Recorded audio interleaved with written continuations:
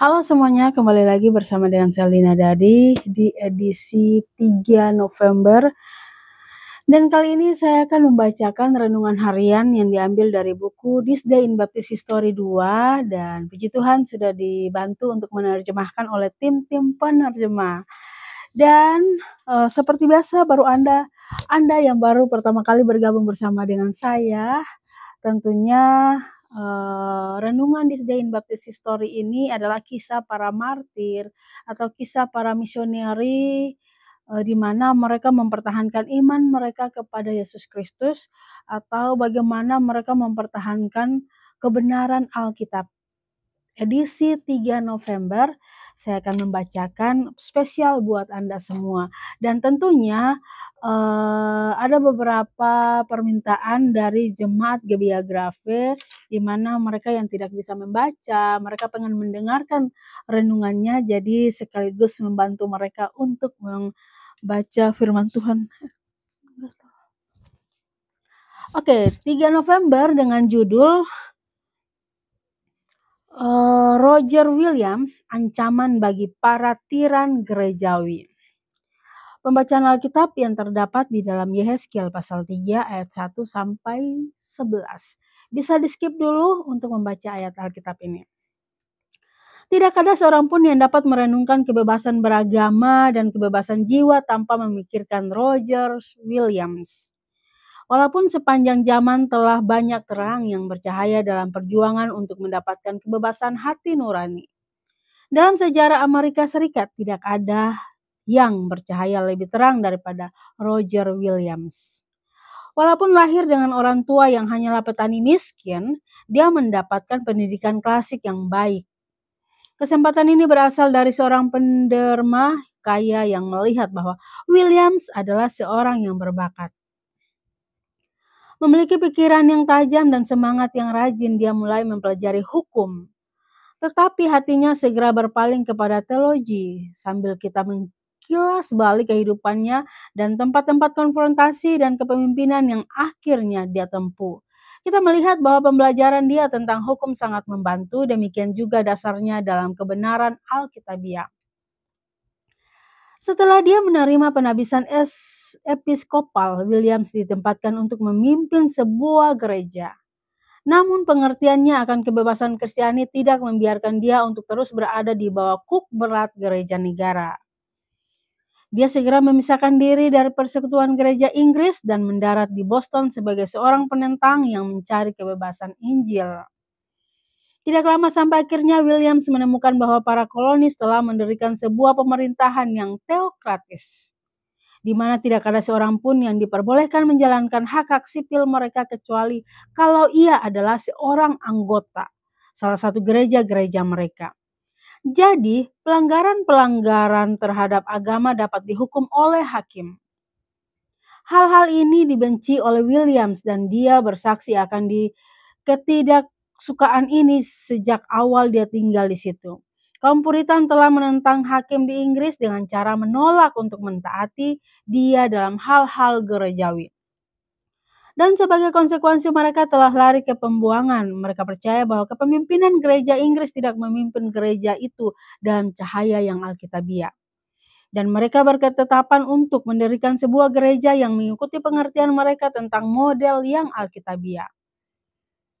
Namun, kaum Puritan tidak percaya akan kebebasan beribadah bagi orang-orang yang tidak setuju dengan sistem mereka.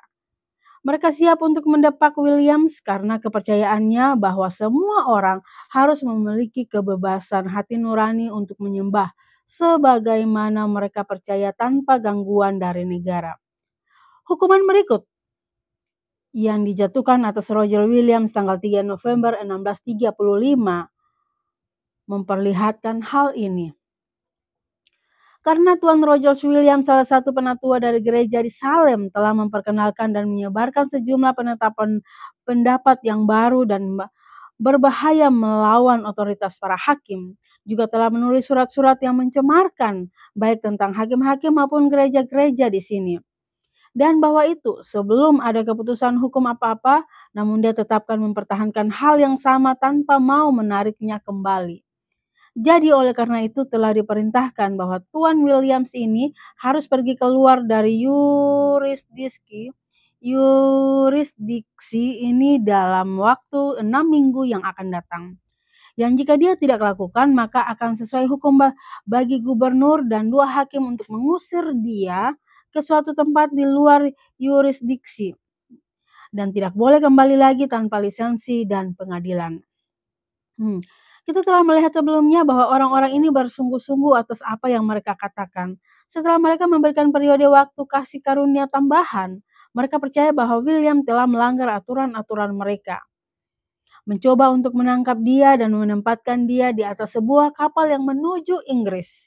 Karena ada peringatan rahasia dari Gubernur Winthrop, dia lolos dari penangkapan mereka dengan cara menghadapi badai salju yang sangat ganas dan menghabiskan musim dingin yang keras bersama para Indian pribumi.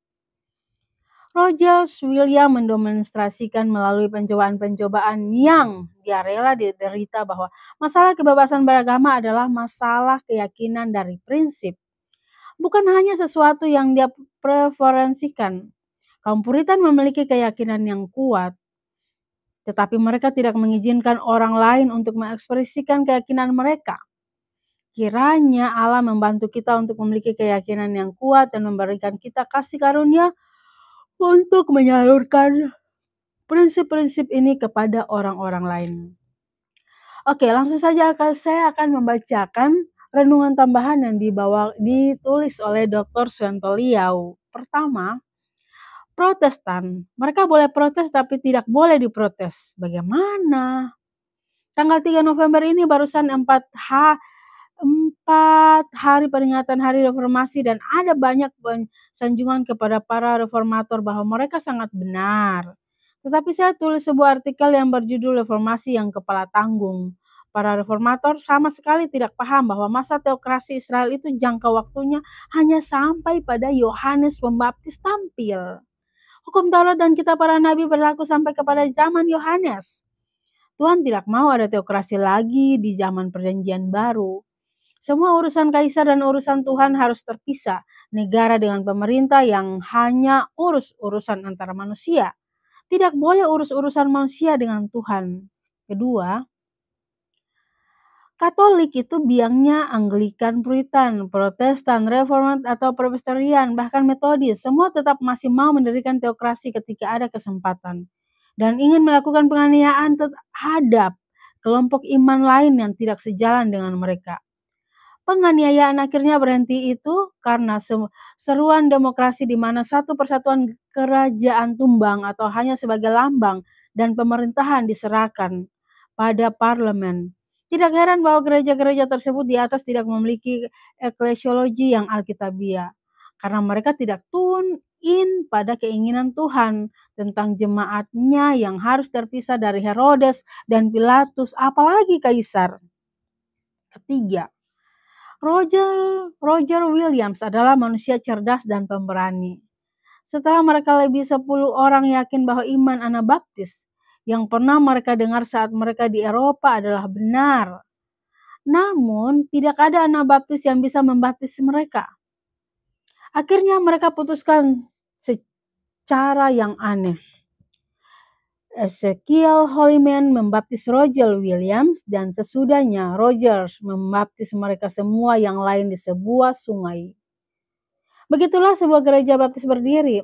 Bersama rombongan mereka juga John Clark, seorang dokter. Mereka adalah pemberani pencinta kebenaran yang siap dipenjarakan, bahkan siap mati. Orang-orang inilah pendiri sebagai gereja baptis di Amerika Serikat. Gereja-gereja yang haus akan teokrasi masih di dalam kegelapan yang pekat. Bahkan sampai hari itu, kesalahan mereka tetap bertumbuh karena dipupuk terus dengan kesombongan. Ini sangat bagus untuk kita renungkan. Dan semoga renungan hari ini bermanfaat buat kita semua dan menjadi pelajaran buat kita sebagai anak-anak Tuhan. Tetap kritis dalam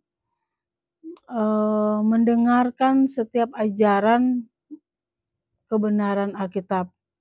Kita harus menelitinya, apakah ajaran yang disampaikan ini sesuai dengan Alkitab atau tidak.